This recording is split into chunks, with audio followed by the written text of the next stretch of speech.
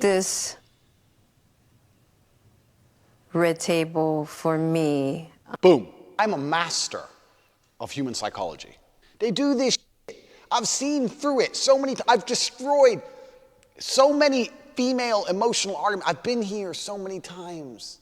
And that's why we're going to listen to Andrew Tate's 13 dark psychology tricks, starting with number 1. Now, the way that just started, this is a test if you're watching this. It's only 3 seconds in. What did she say? Think about it. What did she just say that you should find offensive as a man? Firstly, she's talking very slowly, and she's talking very slowly to control the pace. Talk slowly to control the pace and lead the conversation. It's like a fight. If you control the pace of the fight, you never get tired. You only get tired if your opponent makes you work more than you want to work. Number 2, listen closely. So she starts nice and slowly, and then she says, for me, so she's already, that's what I would have been like, no, what do you mean for you? This ain't all about you. We're a couple and we have a public image, which you have destroyed. This isn't all about you. That, I would have interrupted her right there. Boom. So what he's letting her do is, not only is she controlling the pace, now she's set the frame of the argument. Well, it's about me. This talk is about me and how I feel and what happened to me. Set the frame early in the conversation. Or better said, the real discussion is about, why did you tarnish our relationship by putting out? That's what the discussion should be. Reset the frame by interrupting. Number 3. She's changed the whole discussion already to how was I feeling at the time? And feelings are subjective. So women do this. They try and change every fact-based argument into an emotional argument. The facts are you suck. The emotion is, well, I was in a bad place, blah, blah, blah, subjective garbage. So if you allow them to change the argument, then you can't win because you're arguing on some wishy-washy bullshit. Whereas if you keep it very facts-based, did you suck? Yes, okay, you're wrong, I'm right, boom. Done. So stick to the facts and don't allow subjective feelings to change the reality. Number 4. I felt like it was important to come to the table to That's Will's input so far. Can you at least sit stoically? Don't just go, yeah, okay.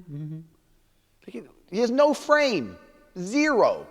At least just keep your head still and make no stupid noises. The stupid noises you're saying, they don't input anything. All they're doing is they're a sign of submission. It's just a sign of submission. Why? So be stoic and don't show signs of submissions if you disagree. If you don't agree, then stay silent and composed. At least don't knock your head. Coming back to trick number 3, listen carefully. people's feelings involved. Right. People's feelings involved. Once again, the female takes it back to emotionality and feelings. If you're a man and you're watching this, you need to be very, very aware of this trick. Every single female does this about anything. They can crash a car, they can suck, it doesn't matter what it is. But I feel they live in an emotional world. To them, everything is feelings. People's feelings, feelings, feelings. Men live in a fact-based world. So if you allow yourself to be dragged into the feelings world, which is what Will is doing, you're not only arguing points you can't argue against feelings. You can't argue against feelings, remember that. Otherwise, this might happen. Why did you suck that? Well, I felt sad. Yeah, but it doesn't mean you have to suck. But you don't know how it feels. This is the reason behind it. It gives her a shield, a weapon she can use against her transgressions for the remainder of the negotiation. Number 5, use hippie talk. It's all love, honestly. And I would usually not. I don't know what it's all love means. Is that just some generic hippie, like cool street black thing? It's all love, It's too much fucking love with the wrong guy. All jokes aside, here's number 5. But now Black Twitter has claimed it as their business. But All right, so humor is a de-escalation tactic. So to avoid things escalating, you use humor. Will Smith right here just made a joke, and he did that to de-escalate. So Will is, again, showing I have no fight inside of me. There's 0% chance of me raising my voice. There's 0% chance of me showing I am angry. I have no fight inside of me. So to keep this civil and nice, and then Black Twitter, ha ha ha, ha ha ha. De-escalation tactics. Well, he's trying to de-escalate. Why are you trying to de-escalate? You should escalate. This is your chance to show the world you're not a complete punk. Now, I know you think, oh, if you yell at a girl, you look bad. You can do it without even screaming. You can just say, no, you destroyed our marriage. You destroyed the sanctity of our marriage, and I think you should apologize to me here. You're either sorry or you're not. Know when to escalate and de-escalate. When you de-escalate, use humor. But when you escalate, don't start yelling. Listen closely to number 6. Even though this is minuscule, I do feel like it's the... What does she do right there? What does she say? Yeah, who decides if it's minuscule or not? Yeah, it's minuscule. You know, even though this is minuscule, and why she does this is very simple. It's, once again, it's a female tactic. If she says it's a minuscule thing and you're angry about it, then you look petulant. You look childish. It's minuscule. So then now Will gets angry. Why are you so angry about a small thing? Very clever. Make a mosquito out of an elephant. So make it smaller than it actually is, or the other way around. Make an elephant out of a mosquito. Make it seem much bigger than reality. Stop. No, it is not minuscule. The reason everyone's talking about it is proof enough that this is not minuscule. The reason this is international news is proof enough this is not minuscule. Everybody knows what you did is monumental. This is massive. Great example. So what happened, Jada? Okay, so let's start with, I guess about... Number 7. Put yourself on moral high ground. Listen. And it all started with him just needing some help. You know, me wanting to help his... So this is, okay, so what did she do there? Have you noticed what she did there? So she started the story, right? And she's put herself in a position of moral high ground. So we became good friends and he needed help. And here's why. You can't get mad at someone for helping somebody, can you? You can't get mad at her for helping him.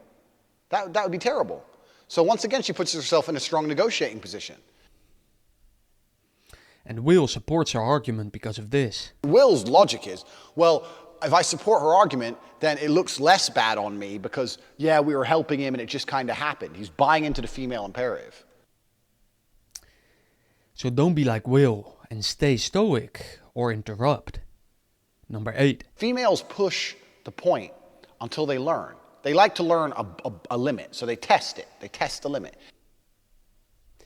Not only females, but have boundaries and be willing to walk away from the table.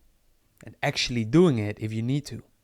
Your word is all you have. If you say to a chick, it's over, you mean it when you say it.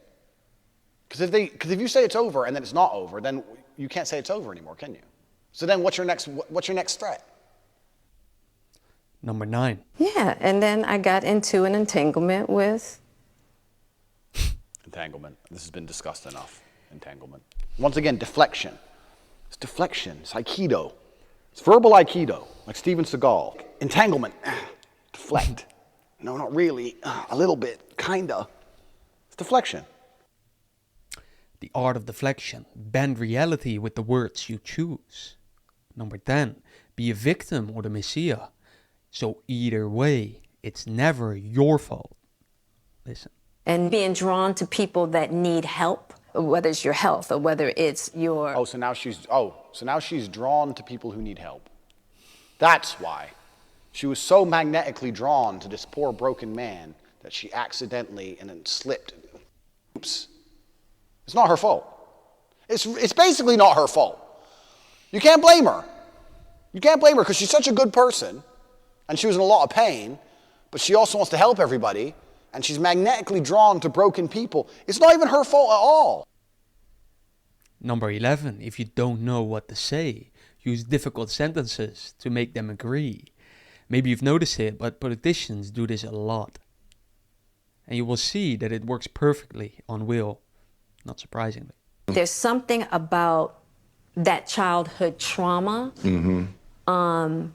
that feels as though it can be fixed through fixing people.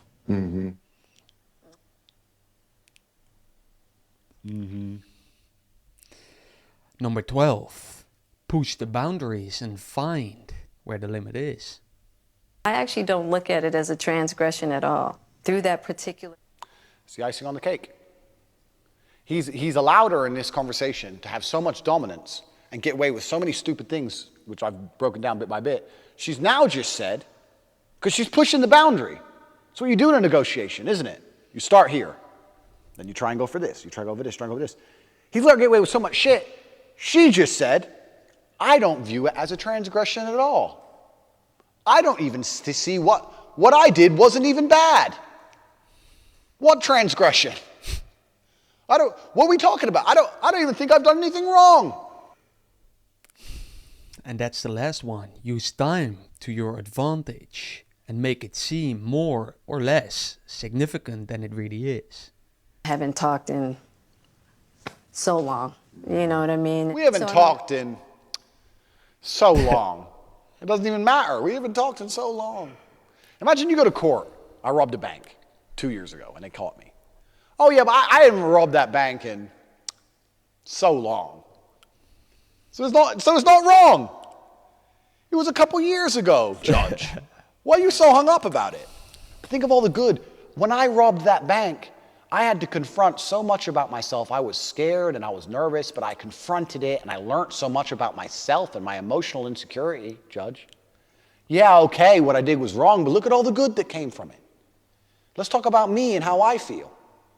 I just feel attracted to, I knew there was a guy who needed some money and he's a broken person and I have to help him. And it was so long ago, Judge. It was so long ago. Jail! And lastly, I want to share a final clip because it has happened to me. I see it happening to lots of men and I don't want it to happen to you.